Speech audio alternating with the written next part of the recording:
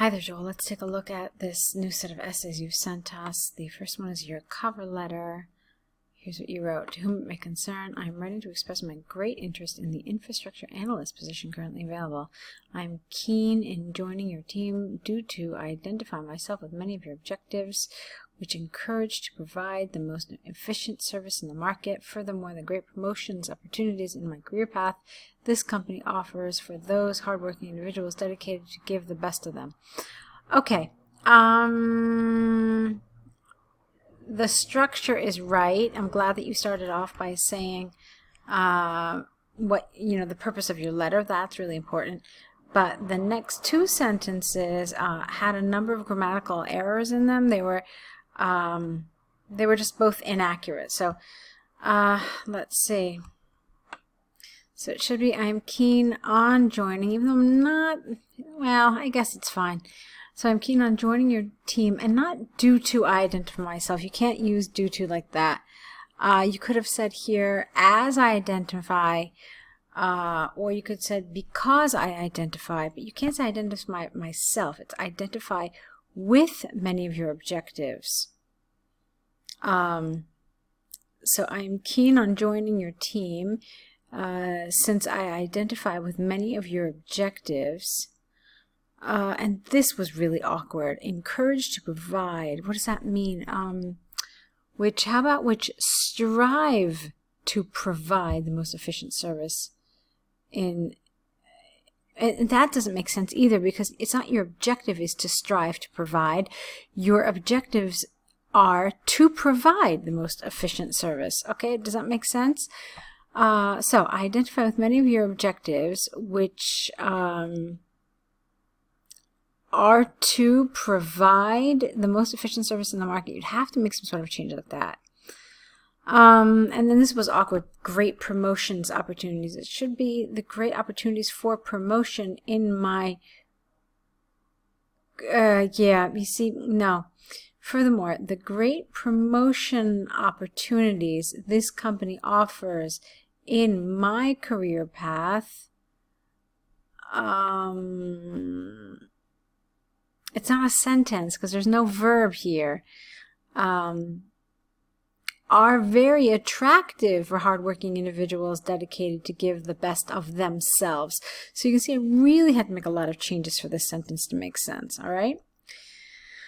So I believe that I'm an excellent fit for this job because I'm very dedicated, goal-oriented, and a focused person. Or you could have said, I am a very dedicated, goal-oriented, and focused person with more than 7 years of experience in a similar position like NOC, analyst, system engineer, and sysadmin, where I was responsible for maintaining and monitoring the good performance of the infrastructure. In addition, I have several certifications that validate my knowledge in this field, in this field, some of which are Linux Administrator, Python, and CCNA.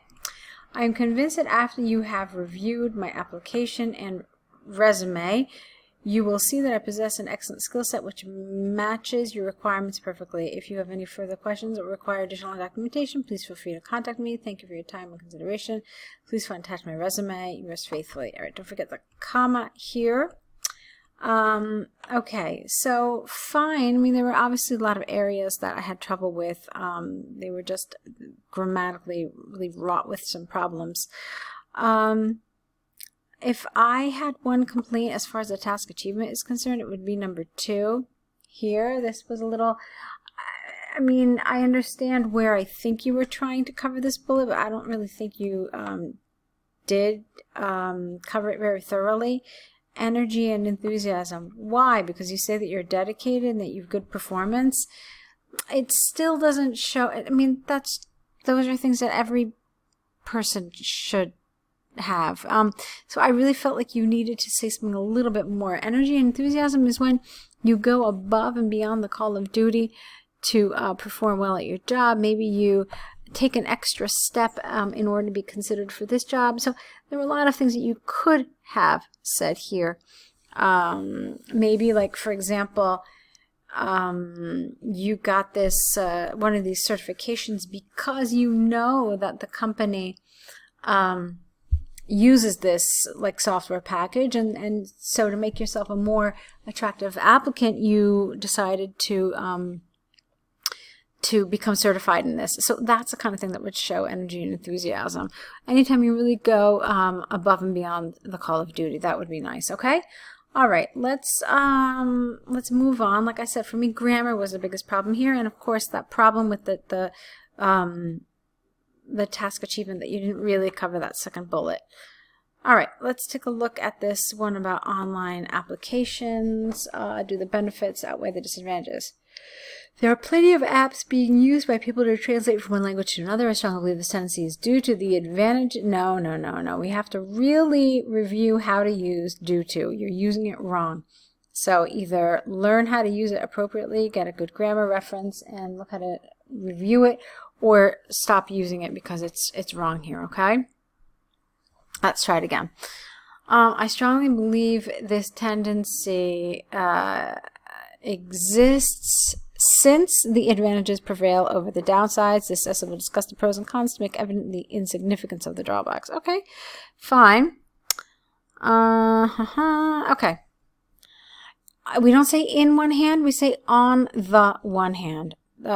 Translation apps are an important tool to expand a company because they provide the medium that is needed, no it, to communicate with customers. For instance, AliExpress is an enterprise located in China that became, no it, a multinational company due to its e-commerce platform, which is able to translate from the client language to the seller language and vice versa automatically. Seller language and vice versa automatically. Okay, fine. Consequently, permitting the interaction with each other. No, it's not a full sentence, Joel. Again, this is something that keeps happening with your writing. You don't have, consequently, this permits interaction with each other without the requirement of speaking the same language. Okay, so what are you telling us here? You're basically telling us how positive these apps are. Okay, fine.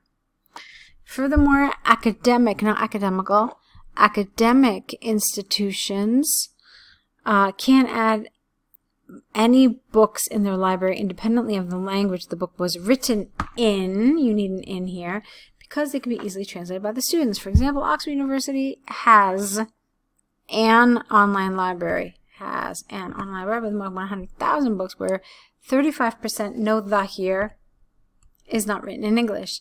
Thus, without the translation apps, this and many other universities will have not minor variety of books, but a far smaller variety of books.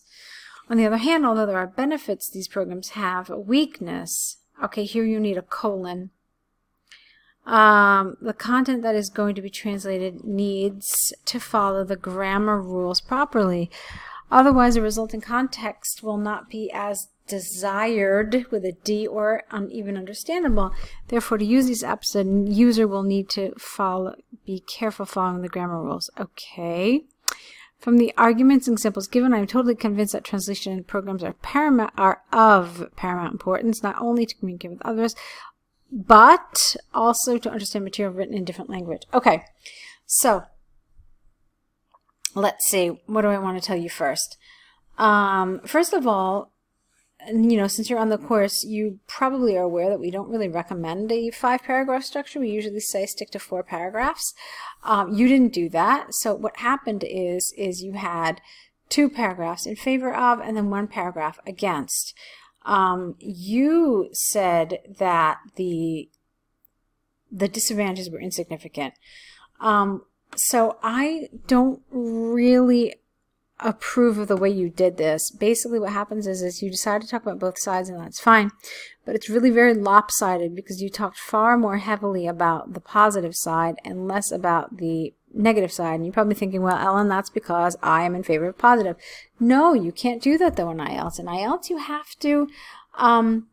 you have to balance your arguments, even if even if you are more in favor, like clearly more in favor of one over the other, you still have to give equal time and equal consideration to both of the arguments. So you can't do this, all right? It shouldn't be 2 paragraphs about one side and then 1 paragraph about the other. It should be equal amount of time given to both viewpoints, okay? So that's one thing. The second thing is I also disagree with the order of these paragraphs. The paragraph that focused on the negatives should have come first, and then the paragraph focusing on the positives should have come second because it acts as your anchor. It's important for it to be at the bottom, towards the end of your essay. Okay, so this, so basically what we're talking about here is 2 issues. We're talking about coherence and cohesion. That's how you organize your paragraphs, which was a little problematic. And then, of course, we're talking about task achievement because you really focused on one side of the argument more than another. But then the third thing that we have to talk about here, which is also really important, is your grammar, which is also really problematic. There were a lot of areas that were just, you know, problematic and difficult and hard to read. So I want you to work on all of those areas, okay? Apply some of the things that we're talking about in this video correction in order to fix task achievement and coherence and cohesion, and work on your grammar as well. All right, go ahead and correct these and let's see another set from you, Joe. I'll be waiting for them, so good luck.